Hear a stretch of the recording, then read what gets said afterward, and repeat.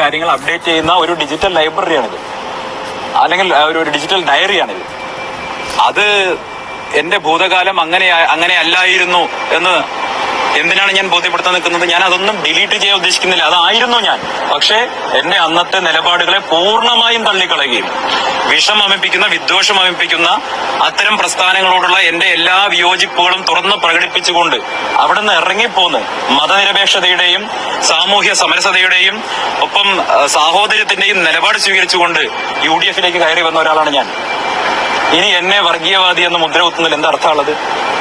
അങ്ങനെ മുദ്ര കുത്തുന്ന ആളുകൾക്ക് ഖലീഫ ഉമറിന്റെ ചരിത്രം അറിയില്ല എന്നാണ് എനിക്ക് പറയാനുള്ളത്. ഖലീഫ ഉമറിന്റെ ചരിത്രം അറിയില്ലേ? പ്രവാചകനെതിരെ എന്തൊക്കെ ആക്ഷേപമായിട്ട് നടന്നയാളായിരുന്നു. പക്ഷേ ആ ഖലീഫ ഉമർ നിലപാട് തിരുത്തിയപ്പോ ചേർത്ത് പിടിച്ച ഒരു സമുദായത്തെയാണ് ഇവരോട് തെറ്റിദ്ധരിപ്പിക്കാൻ ശ്രമിക്കുന്നത്. ഉമർ റളിയല്ലാഹു അൻഹു വേഷപ്രച്ഛന്നനാണ്, അത് ഉമറാണെന്ന് വൃദ്ധക്കറിയില്ല. ആ വൃദ്ധയോട് വന്നിട്ട് ഉമർ റളിയല്ലാഹു അൻഹു ചോദിക്കുന്നുണ്ട്, ഉമ്മ നിങ്ങളുടെ ഭരണാധികാരിയായ ഉമറിനെ കുറിച്ച് നിങ്ങളുടെ അഭിപ്രായം എന്താ? ആ സമയത്ത് ആ വയോവൃദ്ധനോട് ചോദിക്കുന്ന ആളെ തിരിച്ചറിയാതെ ആ വൃദ്ധ പറഞ്ഞു,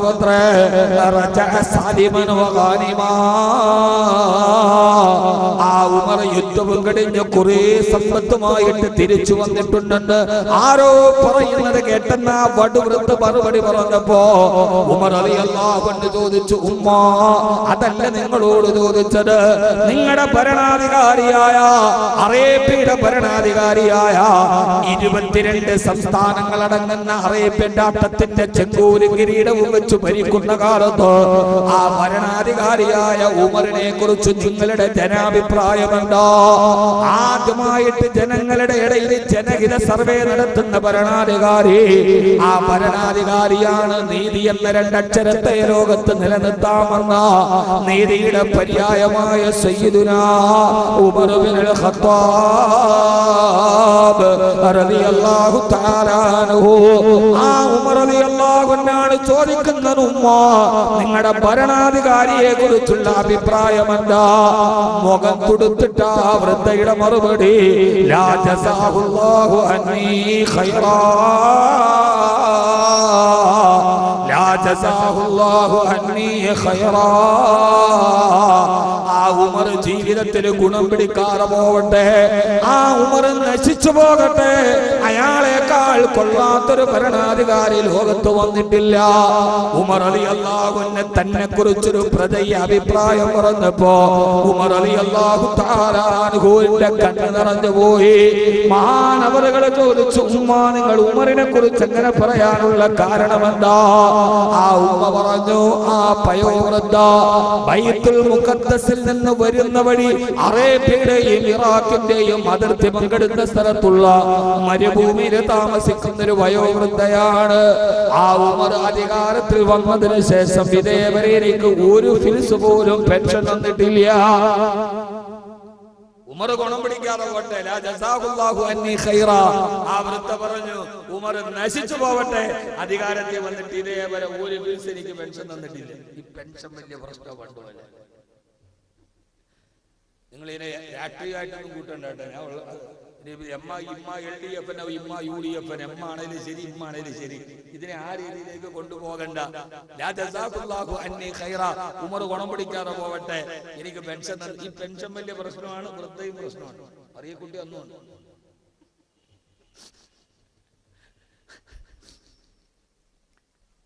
ഇത് കേട്ടാൽ ആധുനിക ലോകത്തിന്റെ ഭരണാധികാരികൾക്ക് വിമർശനത്തെ അസഹിഷ്ണുതയോടെ നേരിടുന്നവരോട് വിരൽ ചുണ്ടുന്നവനെ വിലങ്ങണിയിച്ച് കൽത്തുറുങ്കില് ഇരുളടങ്ങ ഇടനാടുകളിലോട്ട് പറഞ്ഞുവിടുന്ന ആധുനിക ഏകാധിപത്യത്തിന്റെയും സർവാധിപത്യത്തിന്റെയും സ്വേച്ഛാധിപത്യത്തിന്റെയും അധികാര കേന്ദ്രങ്ങളെ പരിചയമുള്ള നിങ്ങൾക്കിത് പരിചയമുണ്ടോ എന്ന് എനിക്കറിയില്ല. ഉമർ റളിയല്ലാഹു അൻഹുവിനോട് ഇത് പറഞ്ഞപ്പോ ആ ഭരണാധികാരി പറഞ്ഞതെന്നറിയോ? ഉമ്മാ നിങ്ങളെന്ത് വാക്കാണ് ഈ പറയുന്നത്? ആ ഉമർ മദീനയിൽ ഭരിക്കും അതിർത്തിയിൽ നിൽക്കുന്ന നിങ്ങളെ ചിലപ്പോ ഉമർ അറിയാത്തത് കൊണ്ടാവാൻ തരാത്തത്. ആ സമയത്ത് ആ പടുവൃദ്ധയുടെ ചോദ്യം ഒരു വല്ലാത്ത ചോദ്യമാണ്. എന്താണ് നിങ്ങൾ പറയുന്നത്? എനിക്ക് ആനുകൂല്യം തരാത്തതിന് നിങ്ങൾ പറയുന്ന കാരണം ഇതാണോ? യഹ്കുമു ബൈനനാ വലാ നഅരിഫുനാ ഉമ്മമാരെ, സ്ത്രീത്വത്തിന്റെ ഏറ്റവും ഉറച്ച നിലപാടിന്റെ ശബ്ദം മുടങ്ങിയത് ആ ഭരണാധികാരിയുടെ മുമ്പിലാണ്. യഹ്കുമു ബൈനനാ വലാ യഅരിഫുനാ. ആ ഉമർ ഞങ്ങളുടെ ഭരണാധികാരിയാണെന്ന് പറയുകയും എന്നിട്ട് ഞങ്ങളെ അറിയില്ല എന്ന് പറയുകയും ചെയ്യുന്നുവോ? നാളെ ഏകനായ റബ്ബിന്റെ മുമ്പ് പരലോകത്ത് ഉമറിനെ ഹാജരാക്കുമ്പോ എന്തുകൊണ്ട് ഈ വൃദ്ധക്ക് വെള്ളം കുടിക്കാനുള്ള പൈസ കൊടുത്തില്ലെന്ന് ഉമറിനോട് ചോദിക്കുമ്പോ ഈ ന്യായം ഉമറിന് പരലോകത്ത് പടച്ചവനോട് പറയാൻ പറ്റുമോ? ഞാൻ അവരെ കണ്ടില്ല റബ്ബേ, അറിഞ്ഞില്ല റബ്ബേ എന്ന അല്ലാഹുവിനോട് പരലോകത്ത് ഈ സമാധാനം പറയാൻ കഴിയോ എന്ന ചോദ്യം വന്നപ്പോ എന്റെ പ്രിയപ്പെട്ട സഹോദരങ്ങളെ, ഞാനിവിടെ പരിചയപ്പെടുത്തുന്നത് ഉമർ എന്ന ഭരണാധികാരിയല്ല. നീതിയുടെ ഏറ്റവും വലിയ നിസ്തുല രൂപമായി വ്യക്തിത്വത്തിന്റെ ധവള പ്രകാശം കൊണ്ട് ലോകചരിത്രത്തെ വിസ്മയിപ്പിച്ച ഉമർ എന്ന ഭരണാധികാരിയല്ല. കിസ്റയെയും കൈസറിനെയും മടക്കി ഭരിച്ച കിസ്റ രാജാവ് പേര് കേട്ടാൽ ഞെട്ടിത്തിരിച്ചു പോകുന്ന കിസ്റ ഭരിക്കും കൈസറും ഞെട്ടുന്നതാ. മിസ്റിൽ മുഖൗഖിസ് കേട്ടുടൻ വിറയ്ക്കുന്നതാ. അവരാണ് അമീറുൽ മുഅ്മിനീൻ ഉമറല്ലോ, ജനസേവകന്മാർക്കുള്ളിമാമാണല്ലോ. കിസ്റയെയും കൈസറിനെയും ഞെട്ടിത്തെരിപ്പിച്ച മിസ്റിലെ മുഖൗഖിസിന്റെ പേടി സ്വപ്നമായ ഖത്താബിന്റെ മകൻ ഉമർ എന്ന ആ ധീര ശബ്ദത്തെ കുറിച്ചല്ല, ഞാനൊരു പിതാവിനെയും മകനെയും ഇവരെ പരിചയപ്പെടുത്തുകയാ. നമ്മുടെ മക്കളെ നമ്മൾ എങ്ങനെയാണോ വളർത്തേണ്ടതുണ്ട്? ഉമർ റളിയല്ലാഹു തആല അല്ലാഹുവിനെ കുറിച്ച് കേട്ടപ്പോ, പരലോകത്തെ കുറിച്ച് കേട്ടപ്പോ, അവിടുത്തെ വിചാരണയെ കുറിച്ച് കേട്ടപ്പോ ഉമർ റളിയല്ലാഹു അൻഹുവിന്റെ കണ്ണ് നിറഞ്ഞുപോയി. കവിൾ തടത്തിലൂടെ കണ്ണുനീര് തടം തല്ലിയാ തുടങ്ങി. ഉമർ റളിയല്ലാഹു അൻഹു പറയുന്നു, ഉമ്മാ നിങ്ങൾ ഉമറിനെ ശപിക്കരുത്. ആ ഉമർ ഒരു സാധുവായ മനുഷ്യനാണ്. ഉമ്മ, ഇതേവരെ നിങ്ങൾക്ക് ക്ഷേമ പെൻഷൻ തരാത്തതിന് പകരമായി എല്ലാം കൂടി ഒരുമിച്ച് ഒറ്റ ഗഡുവായിട്ട് നിങ്ങൾക്ക് ഞാൻ 25 സ്വർണ്ണ നാണയം തരാ. നിങ്ങൾ ഉമറിനെ കുറിച്ചുള്ള പരാമർശങ്ങൾ പിൻവലിക്കുമോ?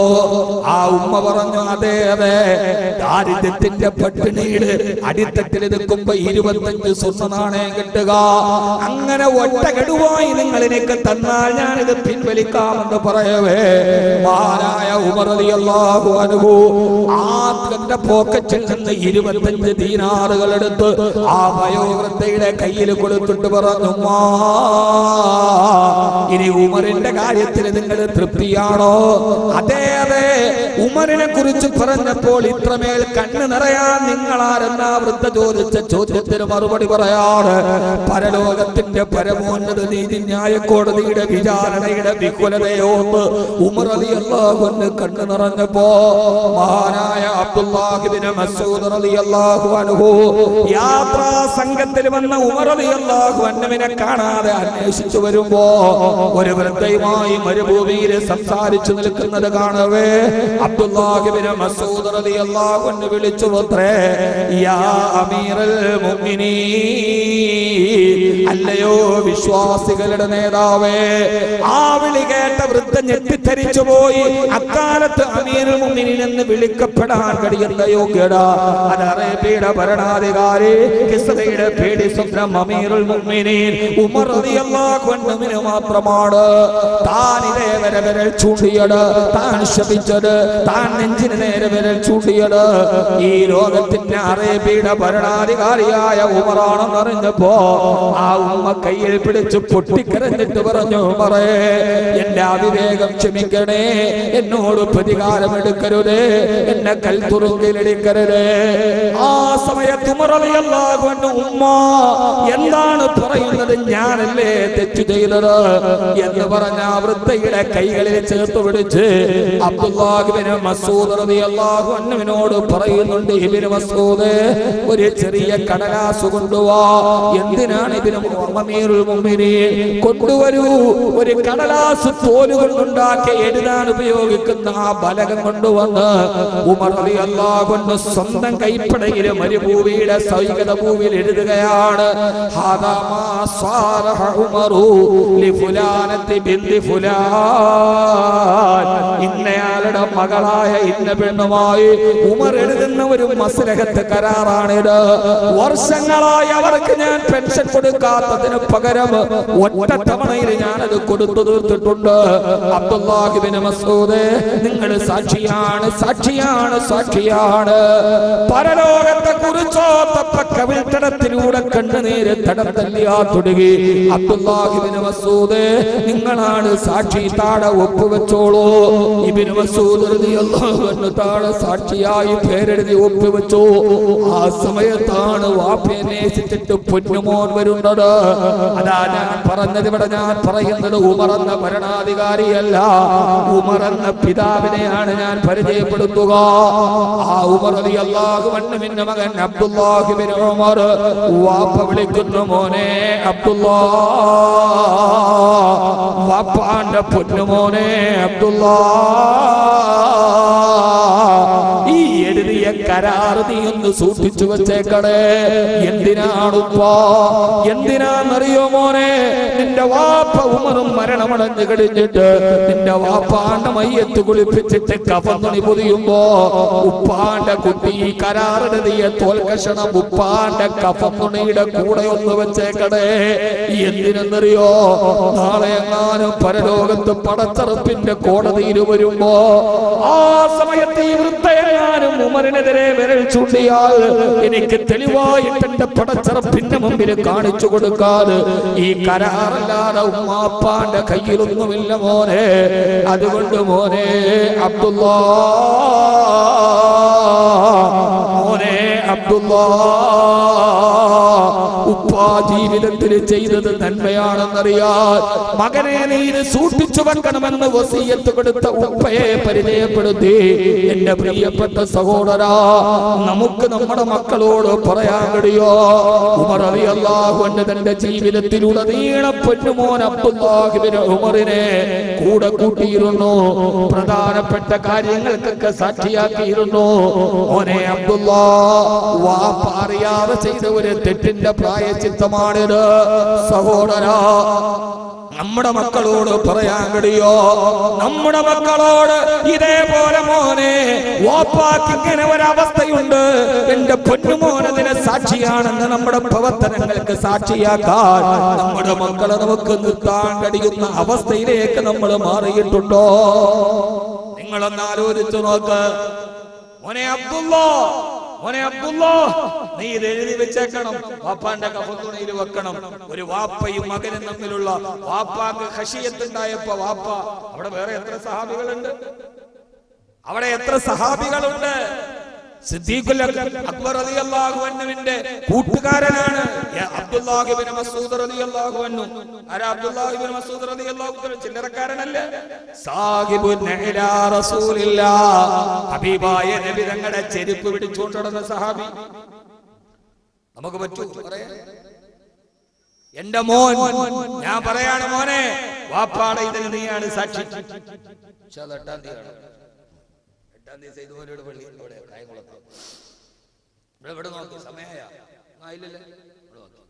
നമുക്ക് പറയാൻ പറ്റുന്ന മോനോട് മയ്യത്ത് കൊണ്ടുവന്ന് പള്ളിയിൽ വെച്ചിട്ട് നമ്മുടെ അവസ്ഥ, മയ്യത്ത് നമ്മുടെ മക്കളുടെ അവസ്ഥ എന്താ? മയ്യത്ത് കൊണ്ടുവന്ന് പള്ളിയിൽ വെച്ചിട്ട് പള്ളിയിലെ ഖത്തീബ് പറഞ്ഞു, ഇദ്ദേഹം നമ്മളോട് ഇതെല്ലാം പൊരുത്തപ്പെട്ട് കൊടുക്കണം, ഇദ്ദേഹവുമായിട്ട് എന്തെങ്കിലും സാമ്പത്തിക ഇടപാടുണ്ടെങ്കിൽ ഇദ്ദേഹത്തിന്റെ മോൻ ഇബ്രാഹിം കുട്ടിയെ സമീപിച്ചാൽ മതി. അപ്പൊ പുറകിത്തെ സഭയിൽ ആരേലും പറഞ്ഞു, ഇബ്രാഹിം കുട്ടി തരാനുള്ളത് തന്നിരുന്നെങ്കിൽ മതിയായിരുന്നു. ആ പകയം മരിച്ച വാപ്പാന്റെ പകയം തരണ്ട, ആ പകയം തരാനുള്ളത് തന്നിരുന്നെങ്കിൽ എത്ര നന്നായിരുന്നു. പറ്റോ സഹോദരങ്ങളെ? ഞാൻ ഒരു ആത്മവിചാരണയുടെ ചോദ്യം, ഞാൻ നിങ്ങളോട് നിങ്ങളുടെ മക്കളെ കുറിച്ച് കുറ്റം പറയല. ഞാൻ എന്നെ കുറ്റപ്പെടുത്തിയിട്ട് ചോദിക്കാൻ, നമ്മളൊന്ന് മരിച്ചു പോയാൽ നമ്മുടെ ബാധ്യതകൾ തീർക്കണേ മക്കളെ എന്ന് പറഞ്ഞ് വസിയത്ത് ചെയ്യാൻ കഴിയുന്ന വിധം നമ്മുടെ മക്കളെ ആക്കാൻ നമുക്ക് കഴിഞ്ഞിട്ടുണ്ടോ? ഒരു ആത്മവിചാരം. അവസാന നാളിൽ ആത്മഹത്യ ചെയ്യേണ്ട കാലത്ത് പത്തനംതിട്ട ജില്ലയിലാണ് ഏറ്റവും കൂടുതൽ കുട്ടികൾ UK പോയിട്ടുള്ളത്. അവിടെ വീടുകൾ ഒഴിഞ്ഞു കിടക്കാൻ ഏറ്റവും കൂടുതൽ അച്ഛനും അമ്മയും ഒറ്റയ്ക്ക് താമസിക്കുന്നത് പത്തനംതിട്ട ജില്ലയിലാണെന്നാണ് ഏഷ്യാനെറ്റിന്റെ റിപ്പോർട്ട്. മിക്കവാറും വീടുകളിൽ അച്ഛനും അമ്മയും മാത്രമേ ഉള്ളൂ, ആരുമില്ല. എന്റെ സഹോദര, ഇക്കളി പണ്ടാരോ പാടിയതുപോലെ ഇക്കളിയൊന്നും കളിയല്ല. ഈ പെരുന്നാളൊന്നും അത്ര വലിയ പെരുന്നാളല്ല. ഈ ആട്ടവും ഈ ചാട്ടവും ഈ ആഡംബരവും ഇതെല്ലാം അവസാനിക്കും. നമ്മുടെ ശരീരം നമ്മുടെ അവയവങ്ങളോട് ആവലാതി പറഞ്ഞ് ഒരു ചുവട് പോലും നടക്കാൻ പറ്റില്ലെന്ന് പറയുന്ന ഒരു കാലം വരും. ആ കാലത്തെ പ്രതീക്ഷയായി വളർത്തുന്ന മക്കളെ ആദ്യമായി തർബിയത്ത് ചെയ്യേണ്ടത് നമ്മൾ തന്നെയാണ്. ഉമർ റളിയല്ലാഹു അൻഹു പറഞ്ഞു, മോനെ അബ്ദുല്ലാ, വാപ്പാന്റെ മയ്യത്തിലേക്ക് ഇത് ചേർത്തു വെക്കണേ. ആ വാപ്പ വളർത്തിയ മകൻ എങ്ങനെയായി? ആ വാപ്പ വളർത്തിയ മകൻ എങ്ങനെയായി? സഹോദരാ, പാതിരാവിന്റെ നിശബ്ദതയിൽ മദീന മുഴുവനും ഉറങ്ങിക്കിടക്കുമ്പോ ആളുകൾക്ക് കൊടുക്കാനുള്ള ഗോതമ്പിന്റെ ചാക്കൻ തലയിൽ ചുമന്നുകൊണ്ട് നടന്നു പോകുന്നുണ്ട് മഹാനായ സയ്യിദുനാ ഉമർ ഇബ്നുൽ ഖത്താബ് റളിയല്ലാഹു അൻഹു. മഹാനവറുകളുടെ മയ്യത്ത് കുളിപ്പിക്കുന്ന നേരത്ത് ഉമർ റളിയല്ലാഹു അൻഹുവിന്റെ മയ്യത്ത് കുളിപ്പിക്കുമ്പോ അബൂ ലുഅലയുടെ കുത്തേറ്റിട്ട് കുടൽമാല വെളിയിലോട്ട് വീണ് വഫാത്താകുമ്പോ മഹാനവറുകളുടെ ശരീരത്തിൽ രണ്ടടയാളമാണ് ഉണ്ടായിരുന്നത്. ഒന്ന് അബൂ ലുഅല കുത്തിയ അടയാളം, മറ്റൊന്ന് വലത്തെ ചുമലിൽ വലിയൊരു അടയാളം ഉണ്ടായിരുന്നു. എന്തെന്നറിയോ? പാതിരാത്രിയിൽ പാവങ്ങളെ സഹായിക്കാൻ ഗോതമ്പ് ചാക്കും വലത്തെ തുകളിൽ ചുമന്നുകൊണ്ട് നടന്നുപോയ ഉമർ റളിയല്ലാഹു അൻഹു മയ്യത്ത് കുളിപ്പിക്കുമ്പോ ഒരു വലിയ അടയാളം വലത്തെ ചുമലിലുണ്ട്. പാവങ്ങൾക്ക് തിന്നാനുള്ള അരിയും ഗോതമ്പും ചുമന്നുകൊണ്ടുപോയ ഉമർ റളിയല്ലാഹു അൻഹു പാതിരാത്രിയിൽ ഇങ്ങനെ ഗോതമ്പ് ചാക്ക് ചുമന്നിട്ട് നടക്കുമ്പോ ആ പാവപ്പെട്ട പിതാവിന്റെ കാലിങ്ങനെ വളഞ്ഞു വളഞ്ഞു വെച്ചു പോകവേ അബ്ദുറഹ്മാൻ ഇബ്നു ഔഫ് റളിയല്ലാഹു അൻഹു പറഞ്ഞു, അമീറുൽ മുഅ്മിനീൻ ഉമറേ, നിങ്ങൾ ഉറങ്ങിയിട്ട് എത്ര നാളുകളായി? ഇന്നലെയും ഇറാഖിൽ നിന്ന് വന്ന അഭയാർത്ഥികളുടെ വീട്ടിൽ ചപ്പാത്തി ഉണ്ടാക്കി കൊടുത്തത് നിങ്ങളല്ലേ? ഉറങ്ങാത്തത് കൊണ്ട് കാലുകൾ വെച്ചു പോകുന്നുണ്ട്.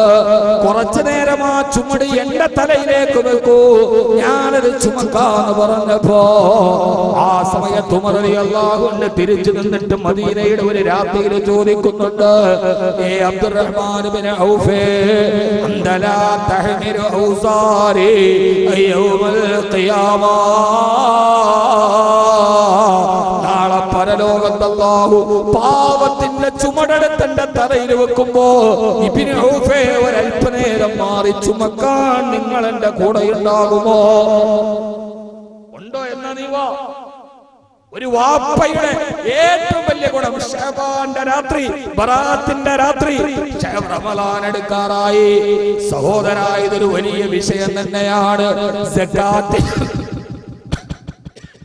പൊതുമുതലായി സക്കാത്തിന് കിട്ടിയ ഒട്ടകത്തെ പൊതുമുതലിന്റെ കൂടെ കൊണ്ടുപോയി വെച്ചപ്പോ ഉമർ റളിയല്ലാഹു അൻഹു ആ സക്കാത്തായി കിട്ടിയ ഒട്ടകത്തിന് പെയിന്റ് കൊടുത്തിട്ട് അടയാളപ്പെടുത്തുകയാണ്.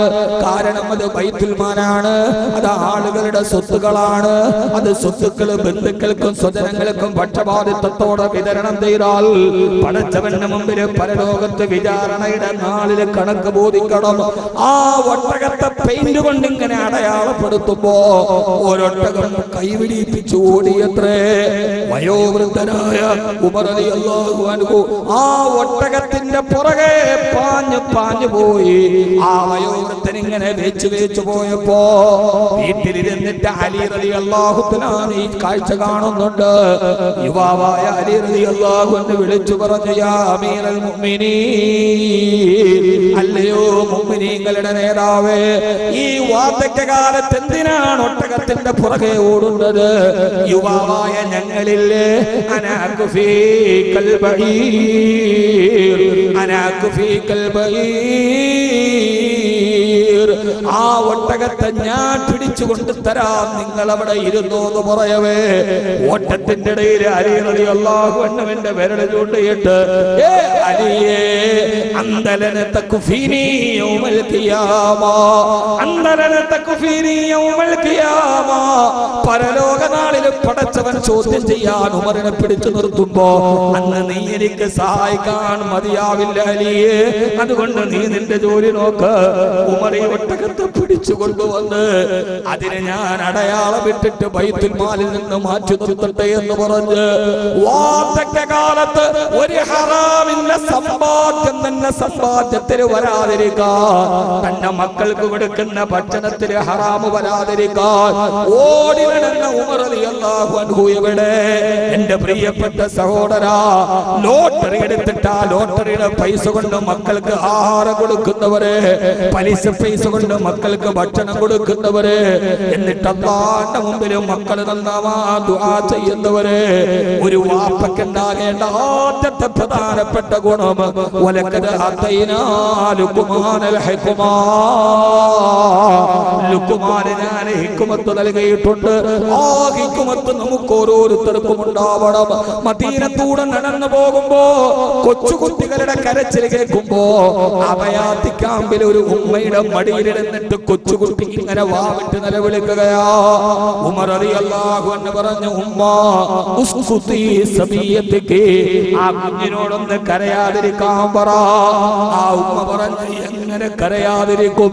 ഉമറിന്റെ ഓർഡിനൻസ് വന്നിട്ടുണ്ട്. ഇന്നലെ മന്ത്രിസഭാ യോഗത്തിന് നിയമം പാസാക്കിയിട്ടുണ്ട്. മുലകുടി പ്രായം വലിഞ്ഞ കുട്ടികൾക്ക് റേഷനുള്ളൂ എന്ന്. അവിടെ വലിയൊരു ക്ഷാമകാലം വന്നപ്പോ ഉമർ റളിയല്ലാഹു അൻഹു സാമ്പത്തിക ബാലൻസിന് വേണ്ടി ഒരു എക്കോണമിക്കൽ ക്രൈസിസ് മാനേജ്മെന്റ് നടത്താൻ വേണ്ടി മുലകുടി പ്രായം കഴിഞ്ഞവർക്ക് റേഷനുണ്ട്. മുല കുടിക്കുന്ന കുഞ്ഞുങ്ങൾക്ക് മുലപ്പാലെങ്കിലും ഇല്ലേ? ഇനി മുതൽ മുല കുടിക്കുന്ന കുട്ടികൾക്ക് റേഷനില്ല. എന്റെ കുഞ്ഞിന്റെ മുലകുടി നിർത്താൻ ശ്രമിച്ചപ്പോ ആ കുഞ്ഞ് കരയുന്നതാണ് ഉമറിന്റെ ഒരു ഒടുക്കത്തെ നിയമമെന്ന് പറയവേ ഉമർ റളിയല്ലാഹു അൻഹു ഉമ്മയോട് പറഞ്ഞ അത്ര വലിയ പട്ടിണിയാണോ എന്ന് പറഞ്ഞുകൊണ്ട് ആ അഭയാർത്ഥിയുടെ കൂടാരത്തിലേക്ക് കയറി അടുപ്പ് കത്തിച്ചിട്ടതിന്റെ ഉള്ളിലിരുന്നിട്ട് ചപ്പാത്തി ചുടാൻ ഇങ്ങനെ ഈത്തപ്പന മരത്തിന്റെ ഉണങ്ങിയ കമ്പ് വെച്ച് ഊതി ഊതി ഉമർ റളിയല്ലാഹു അൻഹുവിന്റെ മുഖം ഇങ്ങനെ കരിവാളിച്ചപ്പോ ഇറാഖുകാരി പെണ്ണ് പറയുകയാണ്, മനുഷ്യ, ഈ നാട് ഭരിക്കുന്ന ഉമറിനേക്കാൾ എത്ര നല്ല ആളാണ് നിങ്ങൾ. ഞങ്ങളുടെ റേഷൻ മുടക്കെ ഉമർ കിടന്നുറങ്ങുമ്പോ ആരും അറിയാത്ത നിങ്ങൾക്ക് ചപ്പാത്തിക്ക് തീരൂതി ഊതി ആ മനുഷ്യന്റെ മുഖം കരിവാളിച്ചു.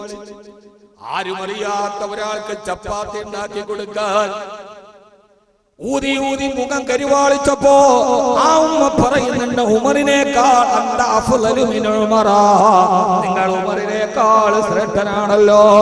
ഉമർ റളിയല്ലാഹു അൻഹു ആണെന്നറിയാതെ അവിടെ നിന്ന് എഴുന്നേറ്റ് രാവിലെ സുബഹിക്ക് പള്ളിക്ക് പോകുമ്പോ ഇവിടെ എന്നെ നോക്ക് മനുഷ്യന്മാരെ, മകനെ കൂടെ കൊണ്ടേ നടന്നിട്ട് ആ വാപ്പ ഉണ്ടാക്കിയ നേട്ടത്തെ ഞാൻ ഇനി അടുത്ത പറയാം. ചരിത്രം പറയൽ ലക്ഷ്യമല്ല, ചരിത്രങ്ങളുടെ ലക്ഷ്യമല്ല, ഇനി ചരിത്രത്തിനൊരു ലക്ഷ്യമുണ്ട്.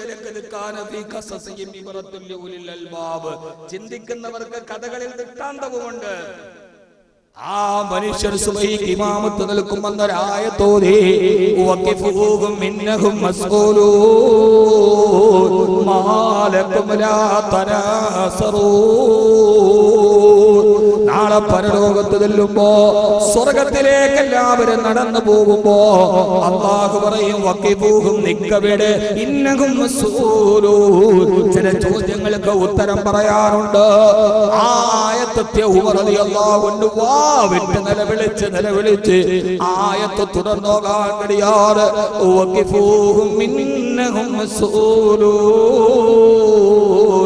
മാലകും ലാ തനാസറൂൻ. ആ ചോദ്യത്തിന്റെ മുമ്പിൽ നിങ്ങളെ സഹായിക്കാൻ ഒരാളുമില്ലല്ലോ. കരഞ്ഞ് കരഞ്ഞ് ബോധം കെട്ട് താഴേക്ക് വീണു. നിസ്കാരം കഴിഞ്ഞ ആളുകൾ ചോദിച്ചു, ഉമറേ, എന്തിനാണ് അല്ലാഹുവിന്റെ മുമ്പിൽ നിൽക്കുന്ന ആയത്തോതിയപ്പോ കരഞ്ഞത്? നിങ്ങൾക്ക് സ്വർഗമുണ്ടെന്നല്ലാണ്ട് റസൂൽ നിങ്ങളോട് പറഞ്ഞതല്ലയോ? എന്തിനാണ് കരയുന്നതെന്ന് ചോദിച്ചപ്പോ സഹാബാ, നാളെ പരലോകത്ത് പടച്ചറപ്പിന്റെ മുമ്പിൽ പോകുമ്പോ ഈ ഉമർ സ്വർഗം കണ്ട് സ്വർഗത്തിലേക്ക് നടന്നു പോകുമ്പോ മലക്കുകളോട് ഉമറേ നിൽക്കവിടെ, ഇന്നഹും മസ്ഊലൂൻ, ചില ചോദ്യത്തിന് മറുപടി പറയാൻ പറഞ്ഞാൽ ഞാൻ എങ്ങനെയാണ് മറുപടി പറയുക? അതോത്തിട്ടാണ് കരഞ്ഞതെന്ന് പറയവേ സഹാബത്ത് പറഞ്ഞു, ഉമറേ, നിങ്ങൾ എന്ത് ചോദ്യം നേരിടാനാ? നിങ്ങൾ പാതിരാത്തി രാത്രിയിൽ പോലും പാപങ്ങൾക്ക് വേണ്ടി ഉറക്ക വളച്ചവനല്ലേ. ആ സമയത്ത് ഉമർ റളിയല്ലാഹു തആല പറയുന്നുണ്ട്, നിങ്ങൾക്കറിയാം കം ഖതല ഉമറു മിൻ ഔലാദിൽ മദീന. ഉമറിന്റെ വികലമായൊരു നിയമം കൊണ്ട് എത്ര കുഞ്ഞുങ്ങളാണ് മദീനയിൽ മരിച്ചു പോയത്. കം ഖതല ഉമറു മിൻ ഔലാദിൽ മദീന. ഉമറിന്റെ ഒരു നിയമം കാരണത്താൽ എത്ര കുഞ്ഞുങ്ങളാണ് മദീനയിൽ മരിച്ചു പോയത്. അല്ലാഹുവേ, ഈ ഉമർ ആരോട് സമാധാനം പറയും? വഖിഫൂഹും ഇന്നഹും മസ്ഊലൂൻ. പടച്ചവന്റെ മുമ്പിൽ ചോദ്യമുണ്ട് എന്നായത്ത് കേട്ടപ്പോ കരഞ്ഞ ബോധം കെട്ടു വീണ വാപ്പ. ആ ആയത്ത് കേട്ടപ്പോ, സൂറത്ത് സാഫാത്തിലെ ആയത്ത് കേട്ടപ്പോ വാപ്പ മദീനത്തെ പള്ളിയിൽ ബോധം കെട്ടു വീണു. പിന്നീട് ഒരു സുബഹി നടക്കുന്നുണ്ട് കുറെ കാലങ്ങൾക്ക് ശേഷം.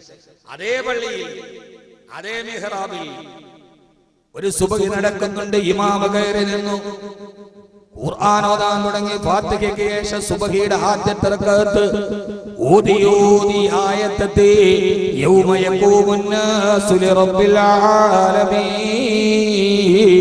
റബ്ബുൽ ആലമീനായ സർവ്വലോക രക്ഷിതാവായ അല്ലാഹുവിന്റെ മുമ്പിൽ മനുഷ്യനെ നിർത്തപ്പെടുന്ന ദിവസം. അത്രയേ ഉള്ളൂ, വേറെ ഒരർത്ഥമില്ല ഇതിന്. യൗമ, ഒരു ദിവസം, യഖൂമുൻ നാസു ലിറബ്ബിൽ ആലമീൻ. സർവ്വലോക രക്ഷിതാവായ അല്ലാഹുവിന്റെ മുമ്പിൽ അവനെ നിർത്തപ്പെടുന്ന ദിവസം. ആയത്തോടവേ ഇമാമ ബോധം കെട്ട് മുസല്ലയിലേക്ക് വീണു. ആളുകൾ നിസ്കാരങ്ങളിന് വെള്ളം കൊടുത്ത് കൊടഞ്ഞെഴുന്നേൽപ്പിച്ചു ഇമാമിനെ. ആ ഇമാമിന്റെ പേരാണ് അബ്ദുല്ലാഹ് ഇബ്നു ഉമർ റളിയല്ലാഹു അൻഹു. ഉമർ റളിയല്ലാഹു അൻഹുവിന്റെ മകനായ അബ്ദുല്ലാഹ്. വാപ്പായും മോനും ഖുർആൻ ഓതിയിട്ട് മുസല്ലയിൽ വീണു. കാരണം മോൻ കണ്ടുപിടിച്ചത് അല്ലാഹുവിന്റെ പരലോകത്തെ കുറിച്ച് പറഞ്ഞ ആയത്ത് ഓതിയാൽ കരഞ്ഞിട്ട് ബോധം കെട്ട് വീഴുന്ന വാപ്പായെ കുറിച്ചാണ്. നമ്മുടെ മക്കള് കാണുന്നു, എടാ നീ 10-ന് 9, 100-ന് 9 രൂപ വെച്ച് പലിശ മേടിക്കല്ലേ, അക്രമമാണ്. കുഴപ്പമില്ല, അള്ള മോളിൽ നിന്ന് കീപ്പോട്ട് നോക്കുക, 9 6 തോന്നുള്ളൂ. അങ്ങനെ പറഞ്ഞ് സമ്പാദിച്ച ഉപ്പാന്റെ മക്കളായി വളർന്ന പിന്നെ എങ്ങനെ റെഡിയാവും? തന്റെ മകനെ കൂടെ നടന്ന് ഈ KFC-യും ബ്രോസ്റ്റും ചിക്കനും തിന്നാൻ മാത്രം മക്കളെ കൈ പിടിച്ചോണ്ട് പോയാ പോരാ, നിസ്കരിക്കാൻ പോകുമ്പോഴും മക്കളെ കൂടെ കൊണ്ടുപോകണം. ഖുർആൻ ഓതുമ്പോൾ മക്കളെ അടുത്തിരുത്തണം. അങ്ങനെയാണ് വാപ്പാ.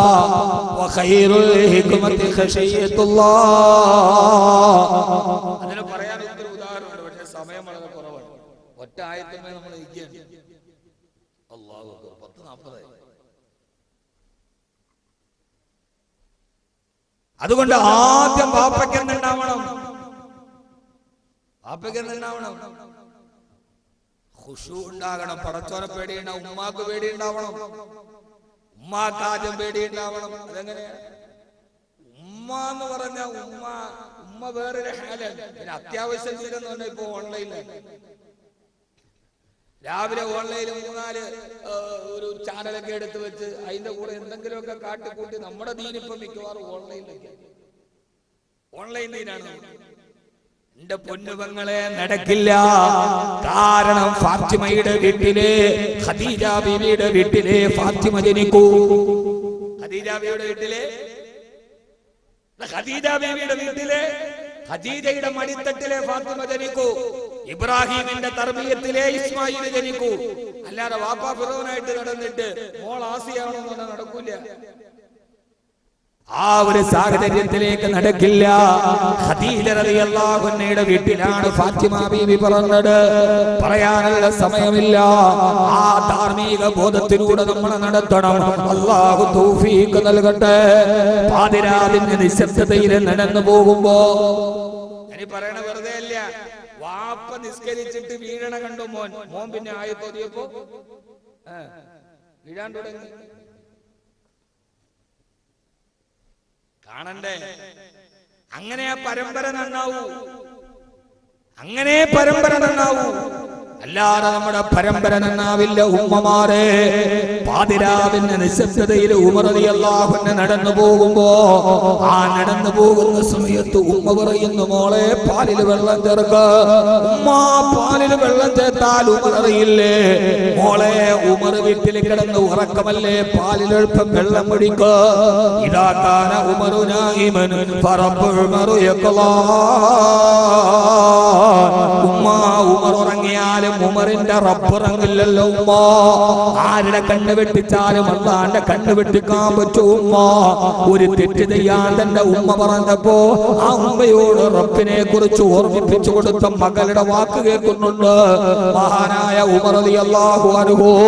വീട്ടിൽ ചെന്നിട്ട് മകനെ വിളിച്ചിട്ട് പറഞ്ഞു, മോനെ അബ്ദുല്ലാ, ആ പെൺകുട്ടിയെ നീ വിവാഹം ചെയ്തുകൊള്ളൂ. സ്ത്രീധനം എന്ന് പറയുന്ന ദുരാചാരത്തിന്റെ പേരിൽ വിവാഹചന്തയിൽ മാത്സര്യ ബുദ്ധിയോടെ കോടികൾ എറിഞ്ഞ് പകടകളിക്കുന്ന ഏതെങ്കിലും ഒരു പാവപ്പെട്ടവൻ വിയർപ്പ് കൊടുത്തു വളർത്തുന്ന മകളുടെ ശരീരത്തിൽ കിടക്കുന്ന സ്വർണവും അവളുടെ വാപ്പാന്റെ വസ്തുവും കണ്ടിട്ട് നിന്റെ ജീവിതത്തിന്റെ സ്വപ്നങ്ങളെ കുറിച്ച് നെയ്യുന്ന ആധുനിക ചെറുപ്പക്കാരാ, സ്ത്രീധനത്തിന്റെ പേരിൽ MBBS പഠിച്ച കുഞ്ഞു പോലും ആത്മഹത്യ ചെയ്യേണ്ടി വരുന്ന, സ്ത്രീധനം കുറഞ്ഞു പോയതിന്റെ പേരിൽ ഗ്യാസ് കുറ്റികൾ പൊട്ടി മരിച്ചു പോകുന്ന, സ്ത്രീധനം കുറഞ്ഞു പോയതിന്റെ പേരിൽ അമ്മായി അമ്മയുടെയും നാത്തുമാരുടെയും നാത്തുകൾ കേട്ട് ജീവിതം പരമിച്ചു പോകുന്ന നൂറുകണക്കിന് പെണ്ണന്മാര് ജീവിക്കുമ്പോ ഉമർ റളിയല്ലാഹു അൻഹു എന്ന വാപ്പ രാത്രിയിൽ പാലിൽ വെള്ളം ചേർക്കാൻ പറഞ്ഞപ്പോ ഉമ്മ അല്ലാഹു കാണുമെന്ന് പറഞ്ഞ മോളെ തന്റെ മകൾക്ക് പുതിയ പെണ്ണായിട്ട് നിശ്ചയിച്ചു. രണ്ടുപേരുടെയും കല്യാണം നടന്നു. അവർക്ക് മക്കളുണ്ടായി. ആ മകനൊരു പെൺമകളുണ്ടായി. ആ മകളുടെ പേരാണ് ഫാത്തിമ.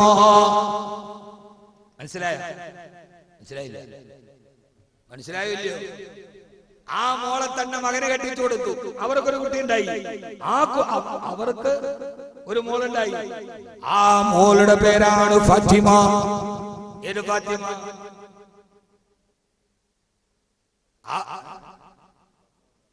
ഏത് ഫാത്തിമ? കൽബാണ് ഫാത്തിമ, കനലാണ് ഫാത്തിമ, കരുത്താണ് ഫാത്തിമ. ആ ഫാത്തിമ അല്ല. ഏതാണ് ആ ഫാത്തിമ എന്നറിയോ?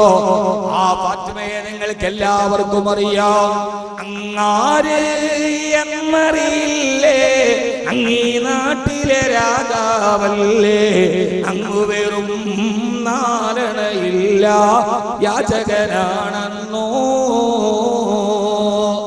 എന്ന മലയാളത്തിന്റെ മാപ്പിളപ്പാട്ടില് ചിരപരിചിതമായ 4 വരി തന്റെ ഭർത്താവിനോട് ചോദിച്ച ഫാത്തിമ ഉമർ ഖാനി എന്നറിയപ്പെടുന്ന മഹാനായ ഉമർ ബിൻ അബ്ദുൽ അസീസ് റളിയല്ലാഹു അൻഹുവിന്റെ ഭാര്യ, ഉമർ ബിൻ അബ്ദുൽ അസീസിന്റെ ഭാര്യ ഫാത്തിമ. ഫാത്തിമ ഉണ്ട് സഖി ഒരു കുലം മുന്തിരി. എനിക്ക് പാടാൻ അറിയില്ല.